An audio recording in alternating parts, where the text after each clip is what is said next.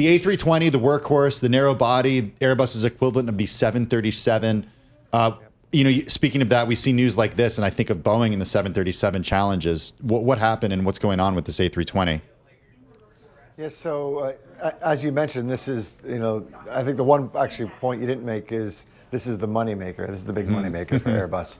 And so it looks like there's some panels in the back of the airplane that have thickness that they can't guarantee that aren't to specs on the A320, which means they could be too thin or too thick. Airbus is saying they have that problem fixed now, but I think it affected a number I'd seen, like some 600 airplanes, a couple hundred in fleets, a lot of them still being pushed through the delivery process. To me, the big issue here is, look, Airbus traditionally relies on a really big push at year end, especially for the A320, since it's the moneymaker, a really big push on deliveries to meet their earnings guidance for the year. They look like they're really in a hole this year.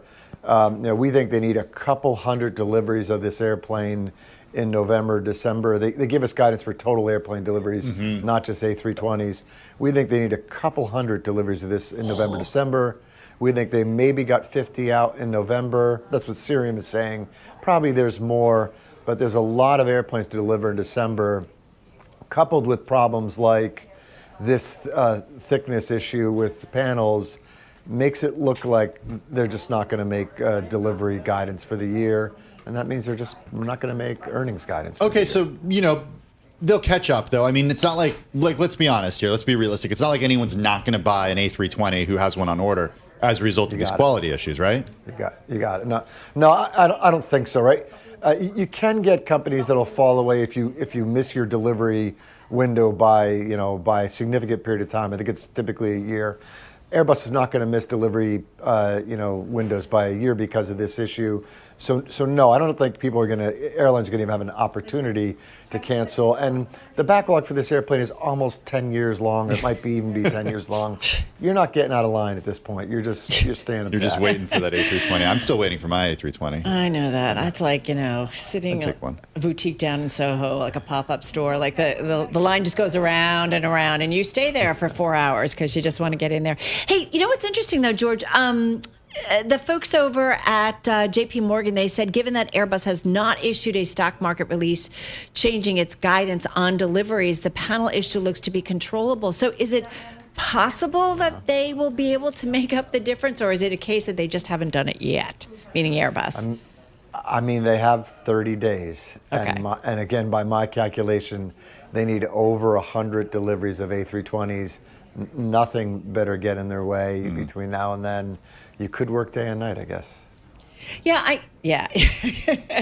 Pull an Elon and sleep on the factory floor. What about sleeping at the airport, like some people had to do yesterday? I wanted just to share with you an anecdote from my travels, George, and get your feedback on this. Flew one of the United regional carriers yesterday. I will not mention which one, out of Columbus, Ohio.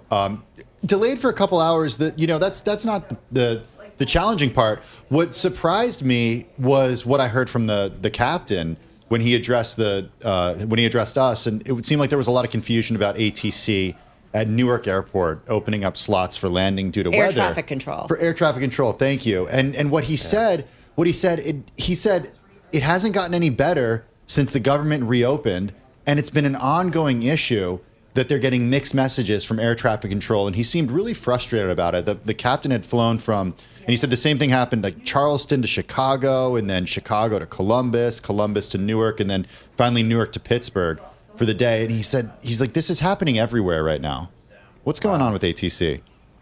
Well, we know that they're understaffed, and government shutdown didn't help, but it seemed like they got things at least back to what they were prior to the shutdown. I'd hope they were. Did you get this gentleman's name? Maybe we want to talk to him a little bit more. But we got to get the captain. Exactly. But again, anecdotal. Look, we know recruiting is really rough right now for ATC, and a number of those controllers count on overtime to make their money. So I guess it's always going to be a little bit shy, I feel like, of full recruiting goals.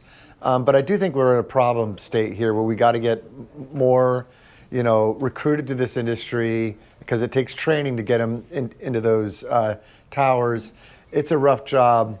And if it was just isolated to Newark, I would say, look, typically, I don't remember the whole weekend. There was a lot of football. There's a lot of turkey.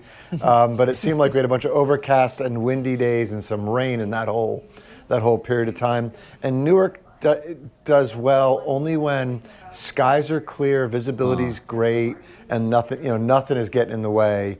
And usually those regionals might be the ones that get bounced a little more. The longer haul you're going, they typically clear you to take off, and they're going to find you time to land. You might have to circle a little bit. The regionals, they have a little more flexibility on. Is it realistic for us to think these air traffic controllers should probably get paid a little more? They're doing this really difficult job. We're having a hard time attracting them. Isn't the right way to attract more to raise the wages? To me, that's what the marketplace is saying. And my guess is the government will have to do things like that, like you said, to increase recruitment, because when you can't get enough. Again, I think there's a little bit of a mechanism in this industry to plus up controller salaries with overtime. So I think everybody in the government understands that a little bit, but still, it seems to me like if you're always deficient in recruiting, you probably need to think about raising salaries and getting more in there. And it's not getting better. And when I think about overtime, I don't want these people tired, that's for sure. Mm-hmm. Hey, but having said that, are the skies too crowded? Like, do we just have too many planes flying around that maybe we need to cut back a little bit? Well, I was going to say, a little bit to that end, right? I think when I look at the major carriers in November, a number of them are looking to grow seats in the marketplace by about 5%. Typically, the airplanes are going to grow at a slower rate. But I think, look, the U.S., we're, believe it or not, consuming more air travel. And as you consume more of it, you've got to build out the infrastructure for that air travel.